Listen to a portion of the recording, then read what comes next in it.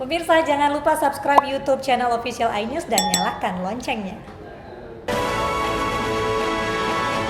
Pemirsa, di Bone, Sulawesi Selatan, seorang kakek menikahi gadis yang baru berusia 19 tahun. Namun ternyata Wilson dan juga pemirsa, awalnya sang kakek ini berencana melamar ibunya. Tapi justru sang ibu ini meminta kakek untuk menikahi anaknya.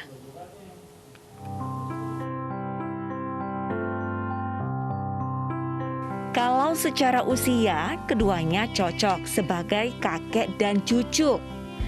Nah, tapi ternyata keduanya merupakan pasangan suami istri loh. Sang suami bernama Bora, berusia 58 tahun. Sementara sang mempelai wanita bernama Ira Fazila, berusia 19 tahun.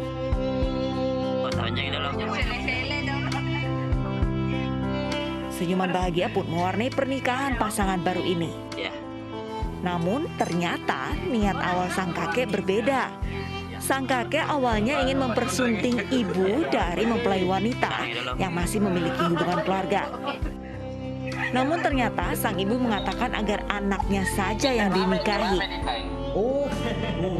Dengan berbekal uang seserahan 10 juta rupiah dan mahar 1 hektar tanah berupa kebun, Bora menyunting Ira, gadis cantik yang murah senyum.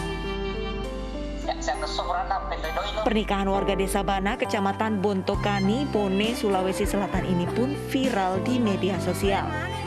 Kita doakan saja semoga hubungan pasangan baru ini langgeng ya.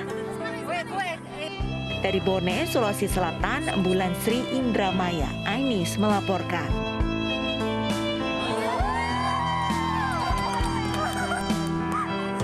Nah Mirsa, kita ke informasi selanjutnya. Siti Raisa Miranda, ini remaja putri asal Banjarmasin, Kalimantan Selatan, ini tertidur pulas selama 9 hari. Meski dalam kondisi tertidur, gadis tersebut tetap diberi makan dan diganti pakaian. Siti Raisa Miranda atau yang akrab dipanggil Eca, remaja usia 16 tahun asal Banjarmasin, kembali tertidur pulas selama berhari-hari. Sebelumnya Eca juga sempat tertidur panjang pada tahun 2017 lalu. Menurut keluarga, gadis ini sempat kejang-kejang sebelum tidur panjang dan dibawa ke rumah sakit untuk penanganan.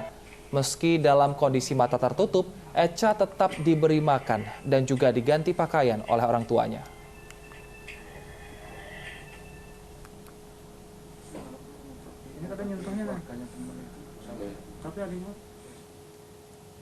Pemirsa, kita akan berbincang mengenai hal ini secara ilmiah dengan Dr. Andreas Prasaja yang merupakan pakar kesehatan tidur. Selamat siang, Dr. Andreas. Selamat siang. Baik, Dok, sebenarnya fenomena putri tidur ini kan bukan kali pertama, cukup banyak ditemukan di Indonesia. Nah, tapi sebenarnya kenapa orang bisa terkena fenomena putri tidur ini? Apakah ada sindrom-sindrom tertentu yang dirasakan sejak kecil? Nah, ini kan namanya Klein-Levin syndrome ya. Ini nama ilmiahnya. Jadi penyakit ini terus terang sampai saat ini kami masih belum menemukan penyebabnya apa dan bagaimana.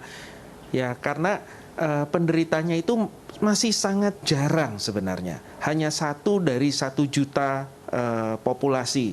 Jadi sampai saat ini kita masih kesulitan untuk melakukan penelitian-penelitian yang sifatnya genetika.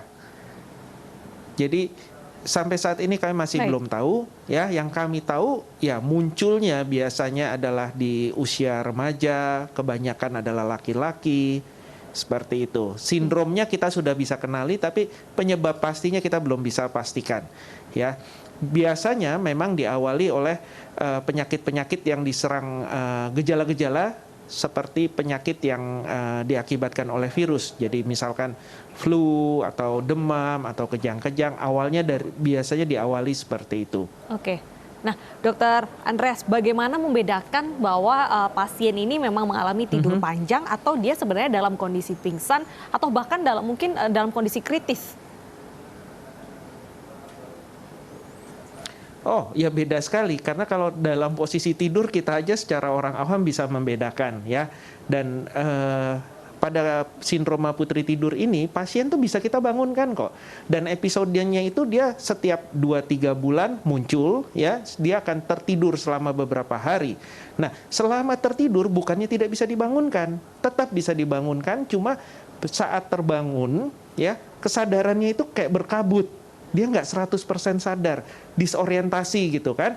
Jadi si pasien biasanya masih bisa makan, bisa ke belakang, gitu, masih bisa dituntun. Nah, cuma ya memang kesadarannya berkabut, dan setelah episodenya hilang, ya, setelah beberapa hari, kemudian dia normal aja, nggak ada apa-apa.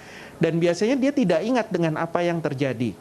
Nah, kalau kita lihat gelombang otaknya, ya, diperiksakan tidurnya dari polisomnografi, itu terlihat bahwa kalau sedang episode, tahap tidurnya dalam, tahap tidur sedangnya juga cukup ada, cuma tahap tidur REM, tahap tidur mimpi akan berkurang. Nah, kita membedakannya dari pemeriksaan itu seperti itu.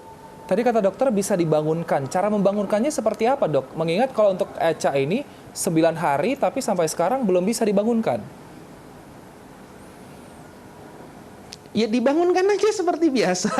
Ya, cuma sekali lagi kalaupun terbangun, ya, dia tidak dalam kondisi terjaga full, berkabut.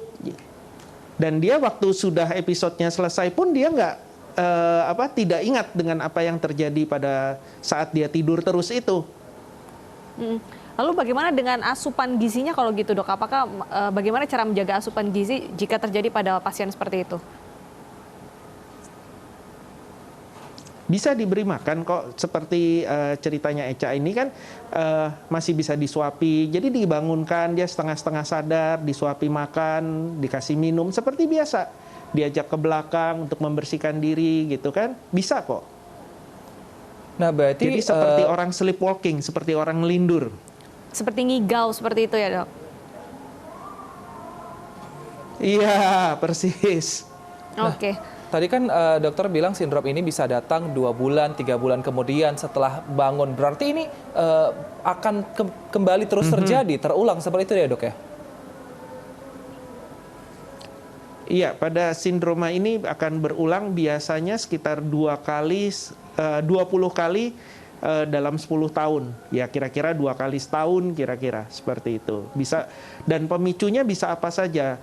Bisa karena ada tekanan psikologis, bisa karena ada tekanan secara fisik, atau pada beberapa kasus tidak ada pemicu sama sekali.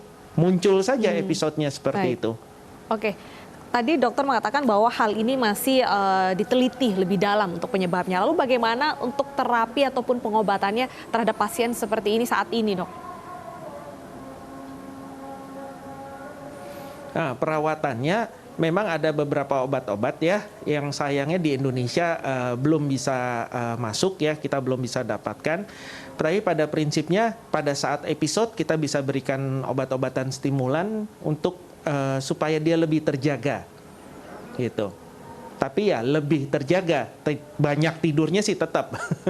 Oke. Baik, kalau seperti ini orang tua perlu khawatir nggak sih, Dok? Apakah memang sindrom ini membahayakan bagi tubuh kembang, khususnya tadi biasanya terkena oleh remaja-remaja? Kalau tumbuh kembang tidak akan terpengaruh ya. Cuma kita biar bagaimana, namanya remaja yang seharusnya dia bisa aktivitas dan lain sebagainya, dia harus menghabiskan waktu tertidur, kemudian faktor-faktor eksternal seperti bullying gitu ya.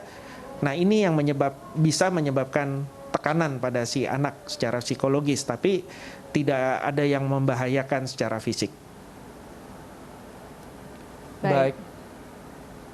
Baik, kalau seperti ini, orang tua masih bisakah, tadi di Indonesia kasusnya masih sedikit, lalu kasus seperti ini seharusnya cukupkah ini kasusnya di Kalimantan Selatan, biarkan saja di Kalimantan Selatan, atau perlu dirujuk ke rumah sakit yang lebih memiliki teknologi canggih untuk bisa dipantau keterusannya, Dok? Saya yakin sejawat di sana sudah menangani dengan baik, ya, saya yakin sekali, ya. Dari simptom saja kita sudah bisa diagnosis ya. Memang ada beberapa diagnosis banding yang mungkin kita harus bedakan seperti narkolepsi atau penyakit-penyakit yang menyebabkan kantuk berlebihan lainnya. Tapi saya rasa sudah cukup, para ahli di sana pasti sudah menangani dengan maksimal. Oke, Dokter Andreas, apa pertolongan pertama yang harus dilakukan oleh orang tua jika mungkin mendapati anaknya mengalami putri tidur? Pertolongan pertama adalah terutama memberikan asupan yang harus selalu cukup. Jadi ya jangan dilupakan, dibangunkan sesekali, diajak makan, minum, ya, kemudian diajak ke belakang untuk buang air seperti itu.